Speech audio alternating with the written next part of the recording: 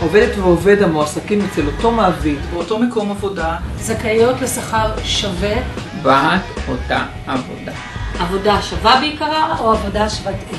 הוראה זו תחול גם לעניין כל גמול אחר שנותן מעביד לעובד או עבורו בקשר לעבודתו. לעניין חוק זה גמול אחר הוא כל תוספת, טובת הנאה, קצובה, מענק, תנאים נלווים, תשלום לכיסוי הוצאות, תשלומים בשל החזקת רכב, שימוש בטלפון, מכסת שעות נוספות, רכישת ספרות מקצועית, ביגוד, שימוש ברכב, או כל תגמול אחר בכסף או בשווה כסף. במישרין או בעקיפין, והכל אף אם אינם שכר עבודה.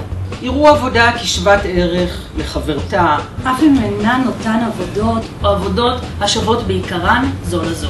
אם הן בעלות משקל שווה. בין היתר מבחינת הכישורים, המאמץ, המיומנות והאחריות הנדרשים לביצוען, ומבחינת התנאים הסביבתיים שבהן הן מבוצעות. כי כולנו שוות, כי כולנו שווים.